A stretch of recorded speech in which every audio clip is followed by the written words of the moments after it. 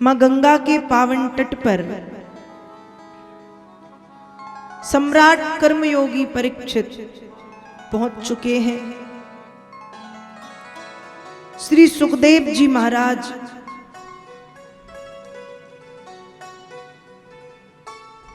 के चरणों में दंडवत प्रणाम किया और श्री सुखदेव जी महाराज ने फिर सम्राट कर्मयोगी परीक्षित को श्रीमद् भागवत की पावन कथा सुनाना प्रारंभ किया।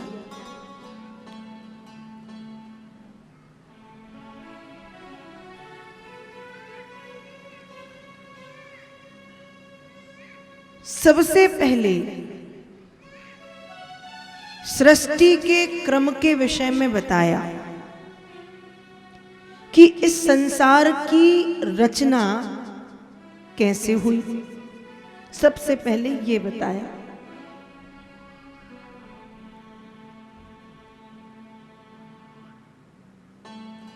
श्री हरि नारायण की नाभि से एक कमलनाल निकली। उस कमलनाल के ऊपर एक कमल का पुष्प था और उस कमल के पुष्प से सृष्टाकार ब्रह्मा जी की उत्पत्ति हुई। कमलनाल से ब्रह्मा जी निकले। जब बाहर आए तो चारों तरफ देखा और जब चारों तरफ देखा तो ब्रह्मा जी हो गए चतुरानन, 4 सिर वाले। पर समझ में नहीं आया कि क्या करूं। और जब समझ में नहीं आया कि क्या करूं तो ब्रह्मा जी वापस कमलनाल में प्रवेश कर गए। तब ब्रह्मा जी को 2 शब्द, 2 अक्षर सुनाई दिए। एक शब्द तप, कि आप तप करो। तब ब्रह्मा जी ने तपस्या की। जब तपस्या की तो भगवान श्री हरि नारायण ने ब्रह्मा जी को ज्ञान प्रदान किया और ब्रह्मा जी से कहा कि आप संसार की रचना करें। भगवान श्री हरि नारायण के कहने पर ब्रह्मा जी ने सबसे पहले संकल्प सृष्टि के द्वारा 4 पुत्रों को प्रकट किया। संकल्प सृष्टि से 4 बेटे हुए जो थे सनक, सनंदन, सनातन, सनत कुमार आदि ऋषि। ये आए तो ब्रह्मा जी ने इनके आते ही कहा कि चलो अब तुम भी सृष्टि की रचना में मेरी सहायता करो। तो इन्होंने मना कर दिया कि हम ये सब करने थोड़ी आए हैं। ब्रह्मा जी बोले तो क्या करोगे? कहा हम तो भजन करेंगे। और चारों चले गए जंगल, पिता की आज्ञा ना मानी। और जब पिता की आज्ञा नहीं मानी तो ब्रह्मा जी को थोड़ा सा क्रोध आया कि बताओ मेरे ही बेटे, मैंने ही उत्पन्न किया संकल्प की सृष्टि से और मेरी बात नहीं मान रहे। तो ब्रह्मा जी को क्रोध आया। क्रोध के कारण ब्रह्मा जी की भ्रकुटी से भगवान रुद्र की उत्पत्ति हुई। भगवान रुद्र आए। फिर भगवान रुद्र ने आकर के कहा कि मुझे बताओ मैं क्या करूं। ब्रह्मा जी ने कहा आप मेरी सहायता करेंगे? बिल्कुल करूंगा।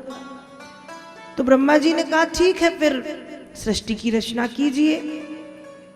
भगवान शंकर ने जब सृष्टि की रचना करना प्रारंभ किया तो भगवान भोलेनाथ ने भूत, प्रेत, पिशाच, शाकनी, डाकनी, योगनी, चुड़ैल, राक्षस ये सब बनाए। तो ब्रह्मा जी कहते हैं कि आप तो रहने ही दो, आप ऐसी सृष्टि बनाएंगे तो रहने दो। तो भगवान शंकर भी यही चाह रहे थे कि ये खुद कह दें कि आप तो रहने दो। तो भोलेनाथ भजन में मस्त हो गए और ब्रह्मा जी फिर से व्यस्त हो गए सृष्टि की रचना में। अब ब्रह्मा जी ने मानसिक सृष्टि की रचना की और मानसिक सृष्टि की रचना से जब मानसिक सृष्टि की रचना हुई उस समय मानसिक सृष्टि की रचना से 10 पुत्र उत्पन्न हुए। 10, जिनमें से वेदव्यास जी लिखते हैं कि मरीचि, अत्रि, अंगिरा, पुलत्स, पुलह, क्रतु, भृगु, वशिष्ठ, दक्ष और देवर्षि नारद। ये मानसिक सृष्टि से 10 बेटे ब्रह्मा जी के उत्पन्न हुए, 10 पुत्र। मानसिक सृष्टि से 10 पुत्र उत्पन्न हुए।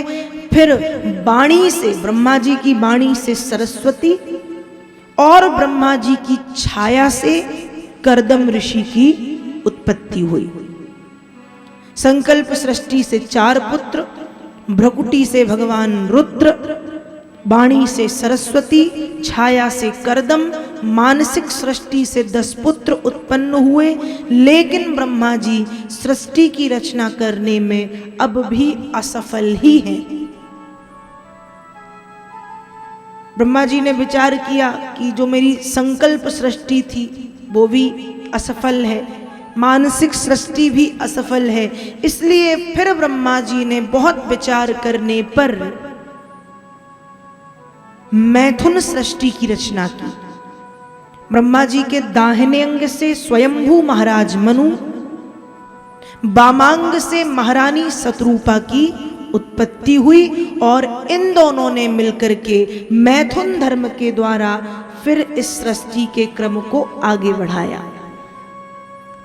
वेदव्यास जी श्रीमद् भागवत जी में लिखते हैं, तदा मिथुन धर्मेण प्रजाहे धाम्य बभूविरे सचापि सतरूपाया पंचापत्यान यजी जनत। 5 संतानें उत्पन्न हुई। ब्रह्मा जी ने मैथुन सृष्टि की रचना की। दाहिने तरफ से स्वयंभू मनु, वामांग से महारानी शतरूपा उत्पन्न हुई। ब्रह्मा जी के आदेश से मैथुन सृष्टि के द्वारा 5 संतानों को जन्म दिया। लेकिन इसी बीच हिरण्याक्ष नाम का एक दैत्य उत्पन्न हुआ, जिसने सारे संसार में हाहाकार मचा करके रखा था। उपद्रव, चारों तरफ उपद्रव। और हिरण्याक्ष ने क्या किया? हिरण्याक्ष नाम का दैत्य पृथ्वी को उठा करके पाताल लोक में ले गया। अब मनु महाराज ने ब्रह्मा जी से कहा कि अब बताओ, पृथ्वी ही नहीं है तो हम सृष्टि की रचना कैसे करें? पृथ्वी का होना जरूरी है। ब्रह्मा जी बोले, बात तो बिल्कुल सही है। और ब्रह्मा जी की नाक में एक प्रकार से खुजलाहट हुई। और जब ब्रह्मा जी की नाक में खुजलाहट हुई, छींक आई, तो ब्रह्मा जी की नाक से एक छोटा सा जीव निकला, बराह। देखते ही देखते विशाल स्वरूप धारण कर लिया। और ऐसे बराह भगवान प्रकट हुए। और फिर बराह भगवान ने पाताल में जाकर के हिरण्याक्ष से युद्ध किया, हिरण्याक्ष का वध किया और पृथ्वी की ब्रह्मांड में फिर से स्थापना की।